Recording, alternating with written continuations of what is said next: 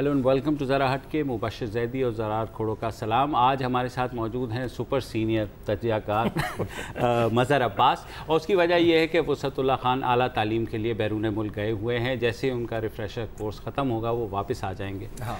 खैर एक और ये भी बात है कि मिसबाह उल हक के पुशअप चैलेंज के बाद वो उन्होंने भी कोशिश की थी थोड़ा पुशअप चैलेंज कबूल कर लिया। आला तालीम के साथ वो थोड़ा मेडिकल लीव जाना होगा ना, क्योंकि इस उम्र में पुशअप्स थोड़े सही बात मुश्किल होते हैं। अच्छा, आज हमने बात करनी है कंदील बलोच की। सबसे पहले ज़ाहिर है उसमें सबसे पहले मैं तो यही कहूँगा कि अगर फैज़ साहब ज़िंदा होते उनसे मादरत के साथ, लेकिन वो ये ज़रूर कहते कि जो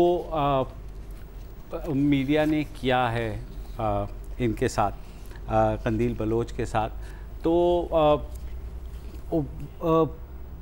उसमें कुछ समझ नहीं आ रहा कि हम इसको किस तरीके से एक्सेप्ट करें कि मीडिया किस हद तक रिस्पॉन्सिबल है। लेकिन जो दो तीन जो बातें हुई हैं पहले वो आपसे कर लेते हैं, फिर ज़ाहिर मज़हर अब्बास भी हमारे साथ मौजूद हैं, उन्होंने उनसे हम मीडिया पे बाद में बात करेंगे। सबसे पहले आपको ये बताएं कि क्योंकि पुलिस कह रही है कि गैरत के नाम पर कत्ल है, और तो क्वेश्चंस ये भी उठ रहे हैं कि जब वो फैमिली ख़ुसूसन अपने भाइयों को सपोर्ट कर रही थी तो ये गैरत के नाम पर कत्ल इतने सालों बाद क्यों हुआ।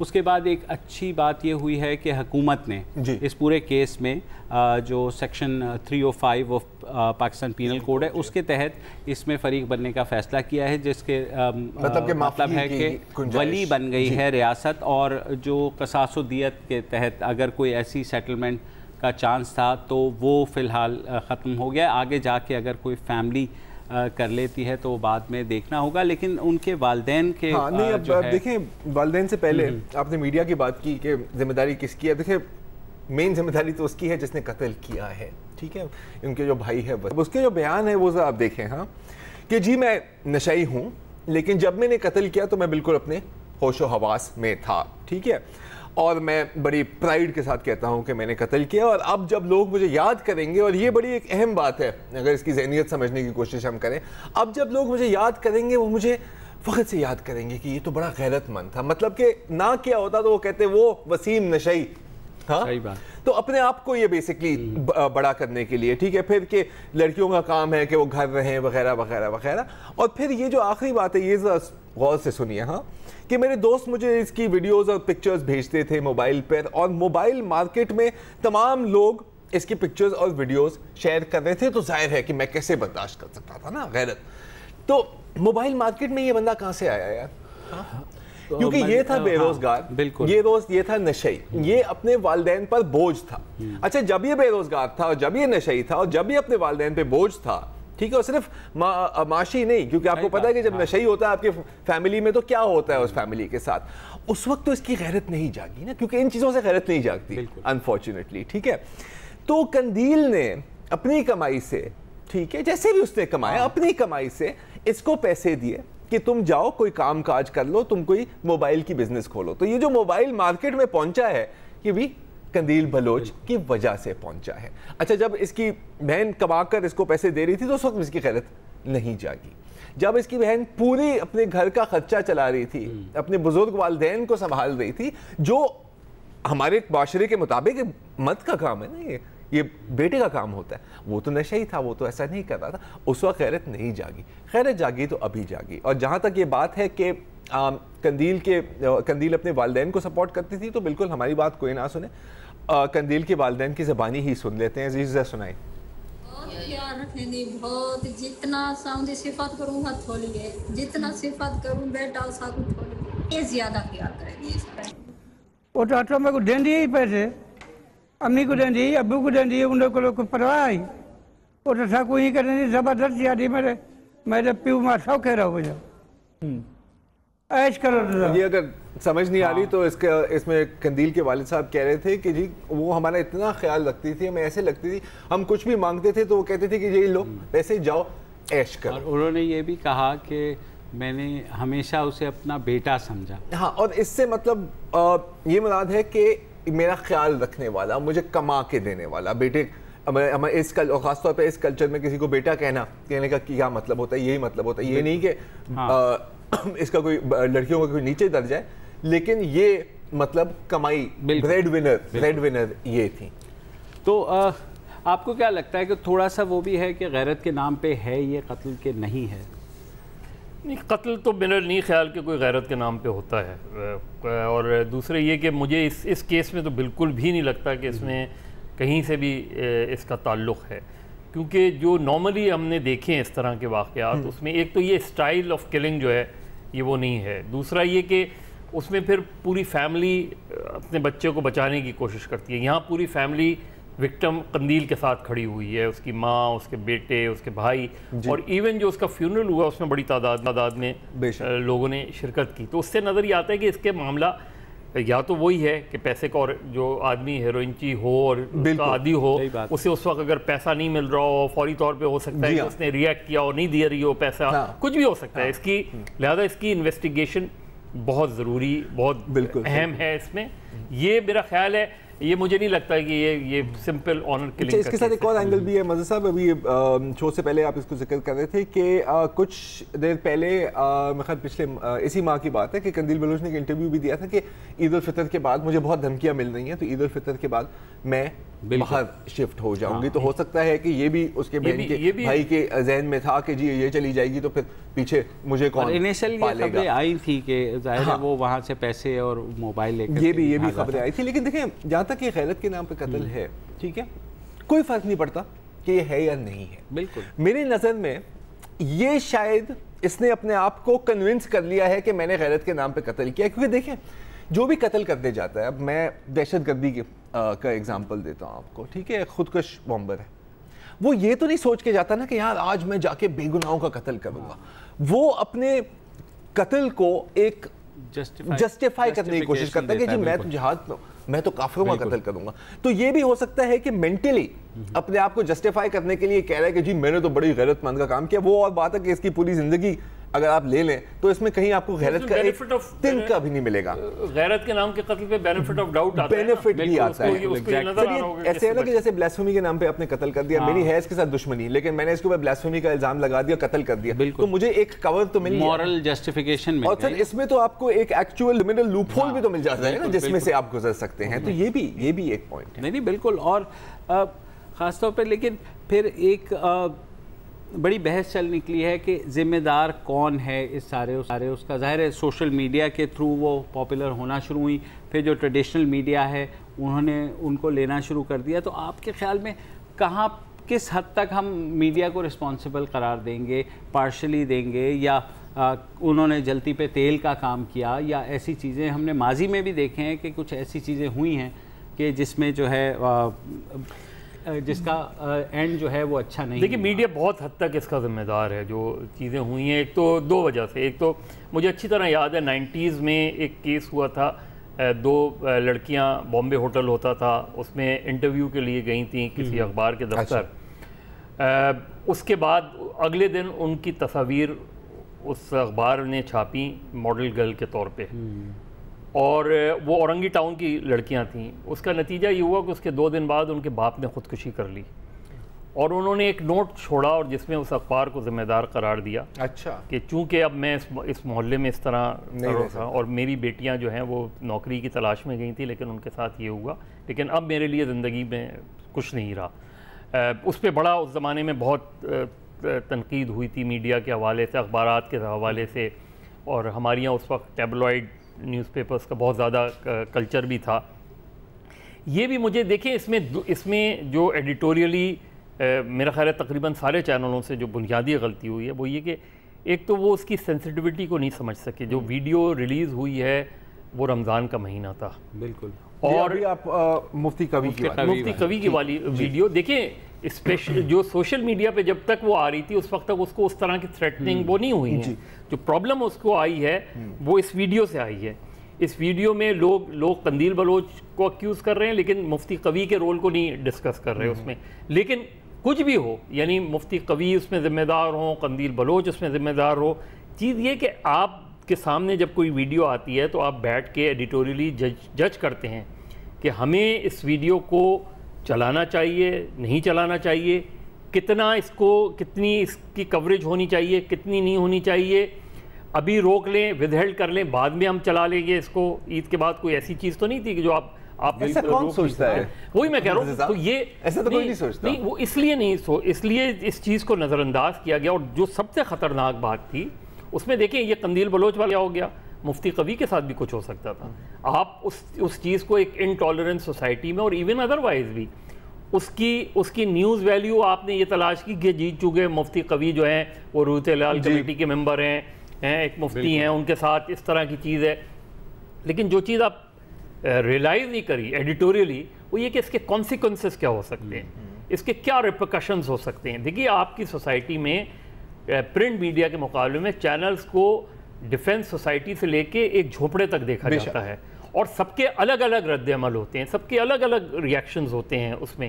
تو میرا خیال ہے اس کے بعد اگر اس دن بھی وہ ویڈیو دکھا کے ختم کر دیا جاتا معاملہ کہ جی ٹھیک ہے ایک شو ہو گیا, نیوز میں دکھا دیا, دونوں کے ویوز لے لیا, ختم ہو گیا. لیکن اس کے بعد تو ایک ہائپ بنائی گئی, اور پھر ایک بڑی ایک انویسٹیگیٹو جرنلزم بھی ہوئی تھی نا کہ اس کا اصل نام اور اس کا میاں, یہ ساری چیزیں جیسے کہ پتہ نہیں کوئی اجمل قصب ہے شاید. اتنی زیادہ بیٹھا کے آپ نے بعض اینکرز نے سلاٹ کو, اپنی سلاٹ کی ٹائمنگ جو ہے بڑھا دی ہے, اس میں اس انداز میں آپ نے اس کی ہائپ کریٹ کی کہ وہ اب جہاں سے بھی وہ گزرتے چاہے without realizing کہ اس کے ایکچوئل consequences کیا ہو سکتے ہیں. consequences کیا تھے, اور ہم نے مفتی قوی کی بھی بات کی, میڈیا کی بات بھی کی, تو تھوڑی ان کی بھی ہم باتیں سن لیں گے کہ وہ بھی کیا کہہ رہے ہیں. لیکن اس چھوٹی سی بریک کے بعد ہمارے ساتھ رہیے.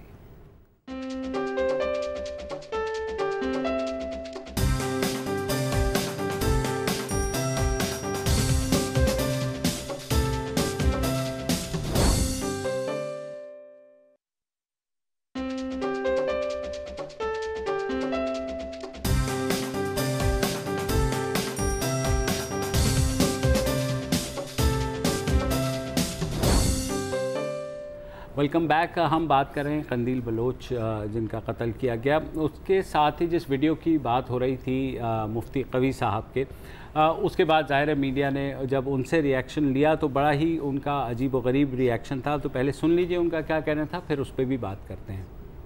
تو ہو سکتا ہے کہ میرے دل کے اندر بھی یہ بات ہے جو مجھے سب سے پہلے دھچکا اس وقت لگا جب انہوں نے کہا کہ مفتی عبدالقوی جھوٹ بول رہے ہیں. مجھے اس وقت سب سے زیادہ افسوس ہوا, اور میں نے اسی وقت کہہ دیا تھا کہ انا للہ و انا الیہ راجعون. جی آپ نے سن لیا, مفتی صاحب سے جب پوچھا گیا انہوں نے یہ بھی کہا کہ جو انہوں نے جس طرح کی ان کی حرکتیں تھیں تو ان کا یہی انجام ہونا چاہیے تھا. بہت ہی انفارچونیٹ واقعہ ہے. اور جب مفتی صاحب تصویریں کھنچوا رہے تھے, سیلفیاں بنا رہے تھے اپنی قندیل بلوچ کے ساتھ, تو کاش یہ بات انہیں اس وقت بھی یاد آتی. لیکن اور وہ بھی رمضان کے مہینے میں ساری چیز ہوئی, اور اتنا اس پہ وہ ہوا, پروگرامز بھی کیے گئے سارے. وہ ہے نا افتخار عارف کا, افتخار عارف تم بھی ایک 12ویں کھلاڑی ہو, انتظار کرتے ہو کسی ایک لمحے کا, ثانیہ ہو جائے حادثہ ہو جائے. صحیح بات ہے. تو وہ ہم اسی چیز کا انتظار کرتے ہیں. لیکن مجھے اصل میں میڈیا سے شکایت ہے. میڈیا اور یہ صرف پہلی بات نہیں ہے, لیکن اسپیسیفکلی اس چیز کے کہ آپ ایڈیٹوریلی یہ فیصلہ نہیں کر پائے, آپ یہ نہیں طے کر پائے کہ اس کے کانسیکوینسز, پاسبل کانسیکوینسز کیا ہو سکتے ہیں. یعنی تھریٹس بھی اگر فرض کریں یہ واقعہ نہیں بھی ہوتا, جو کنٹینیوس تھریٹ ہوتے ہیں تو وہ آپ ذہنی طور پہ تو آپ کو مفلوج کر دیتے ہیں. سر کون ہے آج کل میڈیا میں جو کوئی بھی قسم کی اس طرح کی ایڈیٹوریل ڈیسیژن لیتا ہے؟ کیونکہ آپ مجھے کوئی ایک ایگزامپل دے دیں جس میں کوئی چیز ریسپانسبلی ہینڈل ہوئی ہو. میں ارریسپانسبلی کی بات نہیں کروں گا, وہ تو 50,000 وہ تو ٹائم ہی نہیں ہے. اصل چیز یہ کہ شاید جیو میں ایڈیٹوریل بورڈ ہے, ایڈیٹوریل بورڈ اس حد تک دیکھیں اس کی ذمہ داری کیا ہوتی ہے, وہ آپ کو یہ بتا دیتا ہے کہ اس کے پاسبل کانسیکوینسز کیا ہو سکتے ہیں, وہ آپ کو یہ بتا دیتا ہے کہ یہ نہ چلائیں تو بہتر ہے. پھر ظاہر فیصلہ وہ ہوتا ہے. تو کم سے کم اتنا چینلز میں ضرور ہونا چاہیے کہ ان کا ایک ایڈیٹوریل بورڈ ایسا ہو جو چیزوں کو مانیٹر کر رہا ہو. لائیو کوریج ہو رہی ہو تو اس کو آپ میوٹ کر سکتے ہو, آپ کا ڈیلے سسٹم اس طرح کا ہو کہ جس میں, اور پھر اصل چیز یہ کہ فیصلہ یہ کرنا ہے کہ یہ چیز آئی ہے, یہ میرے پاس سی ڈی آئی ہے, اب آپ 4 سینئر لوگ بیٹھے ہیں, وہ فیصلہ کریں کہ اس کے چلانے کے نتائج کیا ہو سکتے ہیں, کیا نہیں ہو سکتے ہیں. چلانا چاہیے پروفیشنلی. مسئلہ کیا ہے, مسئلہ کیا ہے, جب تک آپ یہ فیصلہ کر رہے ہوتے ہیں نا 5 اور چینلز نے چلا دی, تو پھر آپ بھیڑ چال میں پھر آپ کہو گے کہ یار ریٹنگز بڑی ہے ایڈیٹوریل بورڈ, اور اگر ایڈیٹوریل بورڈ اور ریٹنگ کا مقابلہ ہے سر, تو میں تو کہتا ہوں کہ اگر میں نے شرطیں لگانی ہے تو میں تو ریٹنگ پہ ہی لگاؤں گا. میرا ایکسپیرینس ایڈیٹوریل بورڈ کے ساتھ یہی ہے کہ وہ چیز کو چلنے کے بعد اپنی آبزرویشن دیتا ہے, چلنے سے پہلے تو کسی کے پاس ٹائم نہیں ہوتا ہے کہ آدمی کی زندگی میں بھی آپ ریٹنگ لیتے ہیں اور اس کی موت کے بعد بھی موت کے بعد ریٹنگ, موت کے بعد کی ریٹنگ کی بات کی تو بہت تبصرے ہوئے ہیں, اور جیسے ابھی مفتی کبھی کے تو آپ نے سن لیا, اور تقریباً کا یہی ہے کہ جی بہت برا ہوا, لیکن اگر آپ ایسے کرو گے تو پھر ایسا ہی ہوگا. مفتی کبھی صاحب کی وینا ملک کے ساتھ جو ایک چینل میں جو انٹرویو تھا جس میں وینا ملک بہت روئی تھی, مفتی صاحب یہ کیا بات ہوئی والی, اس پروگرام کی 6.8 ریٹنگ آئی تھی, جو اب تک کی غالباً ہائیسٹ ریٹنگ ہے نیوز کے کرنٹ افیئرز. تو سر مطلب جب اس طرح کی جب 6.8 کی ریٹنگ ہے تو آپ بے شک مطلب 6.8 سینئر ایڈیٹرز کو بھی بٹھا دیں تو کوئی نہیں فرق پڑنے. لیکن اس میں اس کے خطرناک, کیا ہم کسی بڑے حادثے کا انتظار کر رہے ہیں, کوئی ایسا بڑا حادثہ کسی چینل کے ساتھ ہو جائے, کسی کے ساتھ ہو جائے, اس کو جتنی جلدی ہم ریئلائز کر لیں ان چیزوں کو. اور صرف یہی نہیں, صرف اس کا تعلق خواتین سے ہی نہیں ہے, بہت سے اور پروگرامز بھی ہیں. آپ اس طرح کے چاہے پولیٹیکل پروگرامز ہوں, چاہے خاص طور پہ مذہبی پروگرامز ہوں, مذہب کے ٹاپک کے اوپر آپ کوئی پروگرام کر رہے ہوں, اس میں ہمیں یہ اندازہ نہیں ہوتا کہ ان چیزوں میں خطرناک. مدد صاحب مطلب ان کا بہت لمبا تجربہ ہے, ایسا ہوگا؟ مجھے تو نہیں لگتا کہ ایسا کبھی ہوگا. دیکھیں اس میں دو چیزیں آڑے ہیں. ایک تو چینلز کی رائیولریز آڑے آ گئی ہیں اس کے, اس کی وجہ سے جو چینلز کی آرگنائزیشن ہے, براڈ کاسٹرز کی جو آرگنائزیشن ہے, اس کے اندر جو اسپلٹ نظر آتی ہے, وہ اس چیز کا فیصلہ نہیں کر پا رہے کہ ان کی بہت سب سے زیادہ ان کی اس لحاظ سے میرے خیال میں اگر باٹم لائن میں کہوں نا تو ہم ایتھکس کے بارے میں فیصلہ نہیں کر پا رہے کہ بھئی ایتھیکل کرنا ہے کہ نہیں. اگین ناظرین سے بھی میری یہ درخواست ہے کہ اگر آپ لوگ اتنا ریٹنگ دیں گے اس طرح کی چیزوں کو, تو جو ایسے لوگ بیٹھے ہیں جو جرنلسٹ نہیں ہیں یا ان میں سے کچھ ہیں نیم حکیم خطرہ جہاں بھی ہیں, تو وہ لوگ ان لوگوں کو اور انکریجمنٹ ملے گی. اگر آپ بھی اپنی جگہ, لیکن اگر آپ کو کسی چیز لگے کہ یہ قابل اعتراض ہے تو آپ ضرور چینل تک وہ بات پہنچائیں. بالکل پہنچائیں. اگر ایک مطلب بڑی تعداد لوگوں کی ایک پرٹیکولر چیز پر کمپلینٹ کرے گی تو پھر ہی پریشر ہوگا نا, پریشر ہوگا, کیونکہ یہ آپ کے نام پہ بیچا جاتا ہے. یہ سارا کچھ جو ہوتا ہے اس میں یہ کہا جاتا ہے کہ لوگ یہ دیکھنا چاہتے ہیں, کیونکہ لوگ دیکھنا چاہتے ہیں, لہٰذا. میں مبشر دیکھیں, میں جب ایک دوسرے چینل میں کام کرتا تھا تو اس وقت یہی وینا ملک کو رمضان ٹرانسمیشن دی گئی جی, اور اس وقت میں نے میں نے اپنے مالکان سے کہا کہ آپ یہ غلط فیصلہ کر رہے ہیں. اس کی وجہ یہ کہ ان کی نہ ایکسپرٹیز ہیں, اور سب سے بڑی بات یہ کہ اس کا رد عمل ہوگا. بالکل. اور تو بہتر یہ ہے کہ آپ اس چیز کو اس وقت انہوں نے کہا نہیں ایسا نہیں ہوگا, اور وہی ریٹنگ والا مسئلہ. لیکن 2 دن بعد وہی ہوا, 2 دن بعد ایگزیکٹلی وہی ہوا, چیزیں وہی ہوئی. تو مسئلہ یہ کہ ہم اس چیز کو ریئلائز نہیں کرتے. ہماری میرا خیال ہے مالکان کی رسپانسبلٹی اس لیے زیادہ بن جاتی ہے کیونکہ فائنل فیصلہ ڈیسیجن انہیں خاص طور پہ اس حوالے سے کرنا پڑتا ہے. بالکل. اچھا ایک آخری وقت کم ہے تو اب دیکھو میڈیا کو چھوڑ دیں, سب کچھ چھوڑ دیں, معاشرے کی اگر بات کریں تو بہت لوگوں نے کنڈیم کیا ہے اور کرنا بھی چاہیے. قتل ہے, قتل کو آپ کبھی جسٹیفائی نہیں کر سکتے, لیکن کچھ لوگ ہیں جو ہلکی پھلکی سی جسٹیفیکیشن بھی دیتے ہیں. اور کس طرح کی جسٹیفیکیشن ہوتی ہے, ذرا آپ کو ایک کلپ دکھاتے ہیں جو اس بات پر تبصرہ ہوا تھا ایک ٹاک شو میں, ذرا دکھائیے.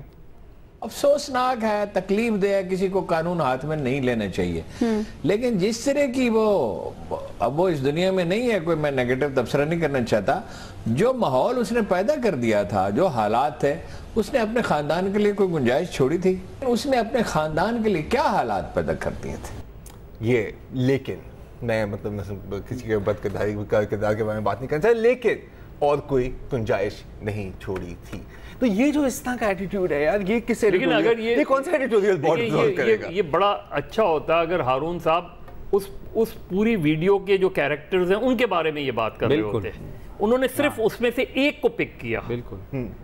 دوسری بات اور دیکھیں کیونکہ ظاہر ہے مردوں میں تو غیرت کے نام پر یہاں تو کہہ دیا نا کہ فیملی کے لیے کیا چوائس رہ گئی تھی. جی فیملی نے تو قتل نہیں کیا, ایٹ لیسٹ کم از کم جتنا ہمیں پتا ہے اب تک تو فیملی کے اس میں ہاتھ نہیں تھا. ہو سکتا ہے کہ آگے جاتے ہوئے کچھ بھی پتہ لگ جائے گا. لیکن میں پھر اس کو وہ کہہ رہا ہوں, میں ان دونوں کو اس کا دیکھیں, میرے نزدیک قندیل بلوچ کا پورا جس طریقے سے انہوں نے اپنے آپ کو بلڈ کرنے کی کوشش کی, وہ بیسکلی پبلسٹی ہنگر, پبلسٹی مونگرنگ, کبھی وہ عمران خان سے اپنی محبت کا اظہار کر رہی ہیں, تو وہ ہر صورت میں فیم چاہ رہی تھیں, ہر صورت میں کسی انداز میں بھی فیم ملے. انہوں نے شاید بیسٹ طریقہ یہی سمجھا اس کو, جو کہ میں سمجھتا ہوں میرے نزدیک وہ انسین انوسنٹ تھی. بالکل وہ اس کے علاوہ ان کا, لیکن مجھے تو پتہ ہے نا, میں تو اس چیز کو ریئلائز کر رہا ہوں کہ اس ویڈیو کی سوائے اس کے کہ ایک خاتون جو ہے وہ اپنی پبلسٹی کے لیے کر رہی ہے, اس میں کوئی بھی وہ ہو, مجھے تو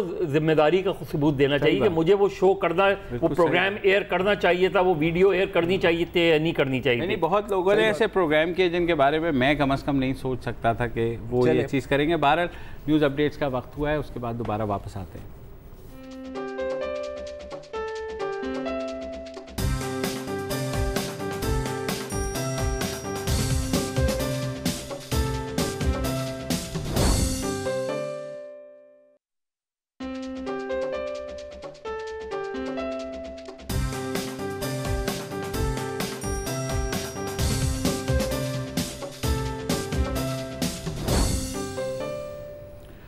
جی, مقبوضہ کشمیر میں حالات مزید بگڑتے جا رہے ہیں. جو ہلاکتیں ہیں وہاں پہ 41 ہو چکی ہیں. آج بھارتی حکومت نے وہاں اخبارات کی اشاعت پر بھی پابندی لگا دی ہے 3 روز کے لیے. اس سے پہلے انٹرنیٹ, موبائل فونز اور دیگر جو کمیونیکیشن کے ذرائع تھے ان پر پہلے ہی گزشتہ 10 روز سے پابندی ہے, جب حزب المجاہدین کے کمانڈر برہان الدین وانی سیکیورٹی فورسز کے ساتھ جھڑپ میں جاں بحق ہو گئے تھے. حالات بہت زیادہ خراب ہیں. بھارت کے اندر سے بھی آوازیں اٹھ رہی ہیں, خصوصاً ایڈیٹرز گلڈ کی میں ابھی پریس ریلیز پڑھ رہا تھا, جو بھارت کے ایڈیٹرز کی تنظیم ہے, انہوں نے اس کو کنڈیم کیا ہے. انہوں نے کہا ہے کہ بھارتی حکومت کسی بھی قسم کی آواز کو روکنا چاہ رہی ہے کشمیر سے, اور دنیا بالکل خاموش ہے. میں اگر پاکستان میں ایسا ہوا ہوتا تو اب تک ایمنسٹی سے لے کے تو رپورٹرز سانس فرنٹیئر اور بالکل جو ساری ہیومن رائٹس واچ سب آ گئی ہوتی, لیکن بالکل کوئی آواز انٹرنیشنلی شاید بھارت سے تعلقات کی وجہ سے کوئی بھی ان چیزوں کو اوپر احتجاج نہیں بلند کر رہا. وائٹ ہاؤس کا ایک سٹیٹمنٹ آیا تھا رسمی سا کہ اس کو دیکھ لیں آپ, ہاں بھی ایکسرسائز ریسٹرینٹ اور سارا کچھ. تو یہ جو, اور ساتھ ہی یہ بھی کہا جا رہا ہے کہ 2008 اور 2010 میں جب افضل گرو کے جو ہے ان کو پھانسی کے خلاف بھی احتجاج میں اس وقت بھی اتنے سخت اقدام نہیں اٹھائے گئے تھے. تو ساری صورتحال مظہر بھائی یہ دیکھیں بڑی, ایک تو یہ کہ انڈیا کو کشمیر کی اپرائزنگ کو ایکسیپٹ کرنا پڑے گا. دیکھیں یہ آپ اس طرح ڈینائی کر نہیں سکتے. آپ اکیوز کر سکتے ہیں پاکستان, جی پاکستان یہ کر رہا ہے, پاکستان وہ کر رہا ہے, لیکن فیکٹ ریمین کہ انڈین کشمیری اپرائزنگ موجود ہے اور انڈیجنس اپرائزنگ موجود ہے, اور آج سے نہیں کئی سالوں سے موجود ہے, اور آپ اس کو سپریس کرنے کی کوشش کریں. اور اس طرح سپریس کرنا کہ آپ میڈیا بلیک آؤٹ کر دیں. میڈیا بلیک آؤٹ کرنے سے نہ ماضی میں کوئی چیز حاصل ہوئی ہے. بدقسمتی سے انڈیا میں اتنی اسٹرانگ جرنلسٹ یونینز نہیں ہیں کہ جو ایون ایمرجنسی کے وقت, جب انڈیا میں ایمرجنسی لگی تھی تو اتنا ریاکشن نہیں آیا تھا. پاکستان میں اس کے مقابلے میں جب ایمرجنسی لگی تھی پاکستان میں جرنلسٹ وہ تھی. میرا خیال ہے یہاں بھی جرنلسٹ باڈیز کو اس پہ کنڈیم کرنا چاہیے. بڑی اچھی بات ہے کہ ایڈیٹرز گلڈ نے اس کو کنڈیم کیا ہے. انڈیا کو یہ ایکسیپٹ کرنا پڑے گا, اور انڈیا ایکسیپٹ کر کے سلوشنز, اور پاکستان میرا خیال ہے پاکستان بہت آگے گیا ہے سلوشنز کے لیے. یعنی اگر آپ مشرف سے بہت اختلاف ہو سکتا ہے, لیکن مشرف نے ٹیبل پہ رکھ دیا تھا کہ آپ آئیں, اگر یہ آپ کو ایکسیپٹ نہیں ہے آئیے سلوشن دے. آپ اس سے بھی وہ بھی آپ کو ایکسیپٹیبل نہیں تھا. تو اس طرح آپ لوگوں کو پھانسی چڑھا دیں, آپ لوگوں کو اس طریقے سے مار دیں, उससे तहरीकें लोगों को अंधा कर देंगी, ये जो pellet guns के साथ fighting हो रही है। तहरीकों को जला ही मिलती है, तहरीकें खत्म या कम नहीं होती। दुनिया में क्यों आवाज नहीं उठ रही, मुझे ये पहले बता मैं देना। इंडिया की बात करना चाहता हूँ। अभी बात की अपने जर्नलिस्ट यूनियंस की, ठीक है, कि बिल्कुल भी न्यूज़पेपर एडिटर्स ने कंडेम किया, जंगल में मौत नाचा, किसी ने नहीं देखा, ठीक है। अरुंधति रॉय अपनी वो 5-6 सिविल सोसाइटी वालों को लेके प्रोटेस्ट किया। अरुंधति रॉय को तो वैसे ही जो उनके राइट विंगर्स हैं उसको गद्दार समझते हैं। मैं आपको थोड़ा और 2-3 ओपिनियंस बताए तो ये भी कहा जाता है कि जर्नलिस्ट ही हैं। इंडिया टुडे के 2 एंकर्स हैं, एक है अदित्य राज कौल, और यही प्रेस पर जो बंदिश लगाई है इस पर उसके कमेंट है कि जी कुछ कबाड़िए हैं कश्मीर में जो न्यूज़पेपर के एडिटर बन गए हैं और इनको इस्लामिस्ट सेपरेटिस्ट पे कर रहे हैं, इनकी ट्रैश पर आप यकीन ना किया करें। फिर गौरव चव्हाण साहब हैं कि ये तो बहुत अच्छी बात है कि ये प्रो पाक चैनल्स और न्यूज़पेपर्स कश्मीर में बंद हुए हैं, we need to choke support to the सेपरेटिस्ट्स। तो जो डिनाइल जिसकी आप बात कर रहे थे ना सर, और देखिए और मतलब सर एक आखिरी बात, आप वो पूरे जो न्यूज़पेपर एडिटर्स हैं उनकी आप सारे न्यूज़पेपर्स के इन्फ्लुएंस एक जगह रखते हैं और एक टीवी टॉक शो का इन्फ्लुएंस एक जगह रखते हैं। तो इन्फ्लुएंस जो फॉर्म हो रहा है ना सर, वो इन लोगों से फॉर्म हो रहा है जो बकौल आपके डिनाइल में ही। देखिए पिछले साल कुलदीप नैयर ने साहब ने मेरा ख्याल है नेशन में या न्यूज़ में एक आर्टिकल लिखा था, उन्होंने इवन टाइम्स ऑफ इंडिया के बारे में लिखा था कि किस तरीके से पेड न्यूज़ लगती हैं, किस तरीके से। तो वहाँ इंडिया की जर्नलिज्म तो बिल्कुल ही एक अलग अंदाज में चली है, लेकिन वहाँ बहुत से ऐसे जर्नलिस्ट हैं जैसे वॉशिंगटन पोस्ट में एक इंडियन जर्नलिस्ट ने कश्मीर के मामले में बहुत कुछ लिखा। तो इस तरह की वॉइस, लेकिन बाय एंड लार्ज, और कश्मीर को तो छोड़ दें, आपको पूरे इंडियन मीडिया में नागालैंड की कोई खबर नजर नहीं आएगी। जीरो ब्लैकआउट, कंप्लीट ब्लैकआउट आपको नागालैंड के हवाले से इंडियन मीडिया में नजर आता है। तो इस तरह तहरीकें को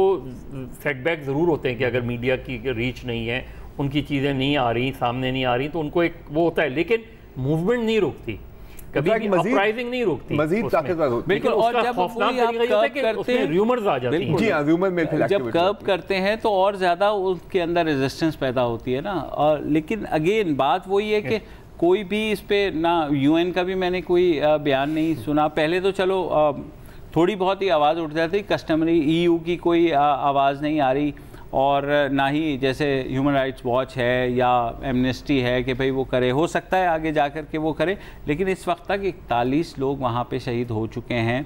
और जो वहाँ की भारत नवाज़ हुकूमत है वो भी ये कह रही है कि नहीं, हम जो है वो कर लेंगे। और कहा यह जा रहा था कि महबूबा मुफ्ती जो हैं वो ज़्यादा प्रो इंडिया है एज़ कम्पेयर टू अपने बाप के जो उनके मुफ्ती सही थे, लेकिन उसके बावजूद तो वो जो है नहीं, प्रो इंडिया है तो जाहिर है वो उसको डिफेंड कर रही है ना। और वो ये कह रही है कि नहीं ये शरपसंद हैं और ये है सारा, तो बहुत ज़्यादा वहाँ पे हालात। लेकिन ये साबित हो गया कि दिल्ली का रूल जो है वो इंडिया में कश्मीर में चल नहीं पा रहा, मकबूजा कश्मीर में चल नहीं पा रहा। ये मतलब इन्होंने खुद ही साबित कर दिया है कि कश्मीर एक्चुअली मकबूजा ही है, क्योंकि इसको एक ऑक्यूपाइड टेरिटरी की तरह ट्रीट किया जा रहा है। आप मीडिया ब्लैकआउट कर दो, आप कर्फ्यूज लगा दो, आप सिक्योरिटी फोर्सेस, मतलब जो भी माइनर प्रोटेस्ट को भी आप क्रश करो, तो ये तो एक ऑक्यूपाइंग आदमी की स्ट्रेटजी होती है। ये जिस तरह के ये एक अटूट अंग के साथ तो आप नहीं ऐसी हरकतें करते। और आप कर्फ्यू भी उन्होंने 8 रोज के लिए मजीद बढ़ा दिया है, तो 24 जुलाई तक कर्फ्यू भी बढ़ गया है।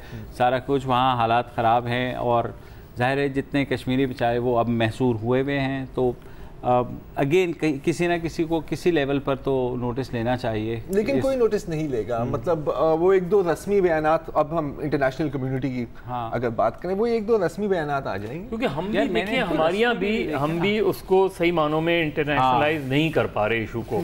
हम जिस तरह पहले भी कहते थे कि पाकिस्तान की तरफ से माँ सिवाय इसके कि आप जाके दुनिया को बताएं कि कश्मीर में क्या हो रहा है, इसके अलावा कश्मीर की मूवमेंट को इंडिजिन दें, लेकिन दुनिया में हम जाके बताने में नाकाम रहे हैं। अभी तक आप देखें, आप ये फैसला ही नहीं कर पा रहे।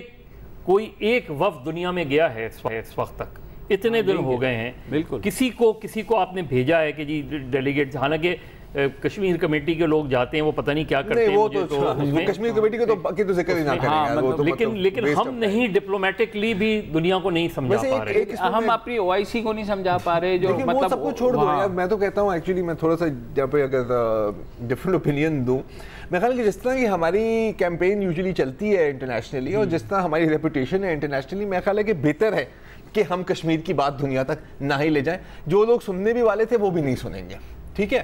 دوسری بات ہے کہ نہیں, what I would suggest is کہ نہیں, دیکھیں کشمیری جو بیرون ملک رہتے ہیں اب وقت میں خیال ہے کہ وہ ایکٹیویزم کریں, وہ اپنے جیسے کہ یو ایس میں کشمیری ہوں گے, وہ ووٹر ہوں گے, وہ اپنے کانگریسمین کو لکھیں, وہ اپنے لوکل نمائندوں کو لکھیں, اس طرح بنے گی. اور اس طرح وہ جو پرسیپشن ہے نا کہ یہ پرسیپشن جو بنانی ہے اور جو سچ ہے کہ ایک انڈیجنس موومنٹ ہے, اسی طرح وہ پرسیپشن جائے گی. ہم اگر وفد بھیجیں گے تو وہی ہوگی کہ جی ہم کشمیر کمیٹی کو بھیج دیں گے اور وہ پھر 10 جگہ شاپنگ کر کے مزے کر کے واپس آ جائیں گے اور پھر ایک رسمی پریس ریلیز آ جائے گا کہ جی ہم نے یہ کر لیا بلے بلے. لیکن ایٹ لیسٹ فورن آفس کو ذرا تھوڑا سا پرو ایکٹیو ہونا چاہیے. They can hold daily briefing. ہمارے فورن آفس اور پرو ایکٹیو کو آپ ایک جملے میں کیسے کہہ سکتے ہو یار, کیا ہو؟ لیکن ایٹ لیسٹ ڈیلی کم از کم ایک بیان ان کی طرف سے, آپ ایک کسٹمری وہ کر لیا کہ ان کے سفیر کو بلا کر کے آپ نے ایک وہ احتجاج کر لیا اور اس کے بعد کچھ بھی نہیں ہوا. حالانکہ 10 روز ہو گئے ہیں اب, اور جو ہے کرنے کے لیے تو ہزار چیزیں ہو سکتی ہیں. آپ مطلب یہ جو ویڈیوز ہیں جن کو نابینا کیا گیا ان کی آپ مونٹاج بنائیں, اس کو آپ ہیومن رائٹس کا ایشو بنائیں دنیا میں.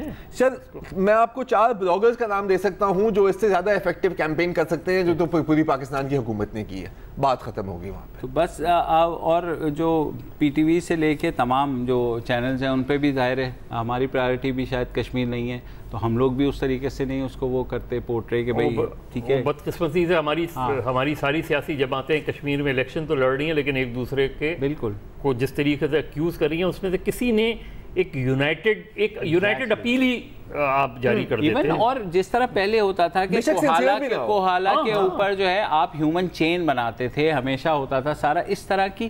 ہی از رائٹ بھائی, عمران خان وہاں موجود ہے, بلاول وہاں موجود ہیں. یار بھائی کشمیر کے لیے اگر کوئی ہاتھ جوڑ کے کھڑے ہو جاؤ نا, یہ تو ہوتے ہی رہیں گے. سمبولک ویلیو تو بڑی ہوگی نا. سمبولک تو ایٹ لیسٹ کہ یونائٹڈ بہتر ہوتا ہے ایک دن کیمپین ابینڈن کر کے سب ایک ساتھ جلسہ کر لیتے. بالکل صحیح بات. سر مسئلہ ہے نا کہ لیکن مسئلہ یہ کہ پولیٹیکل سمبولزم سے پہلے سمجھ کی ضرورت ہوتی ہے. صحیح بات ہے, سیٹس بھی تو چاہیے, اگلی حکومت بھی تو بنانی ہے. ایگزیکٹلی. اور وہی ہے کہ ماشاء اللہ کی مٹھائیاں بھی تو بانٹنی ہیں یار, مطلب اب کیا کرے وہ جو ہے. بہرحال فی الحال وقفہ لیتے ہیں اور وقفے کے بعد کچھ ذکر کریں گے ترکی کے حالات کا ہمارے جہاں پہ بھی ماشاء اللہ لگنے ہی والا تھا. بالکل.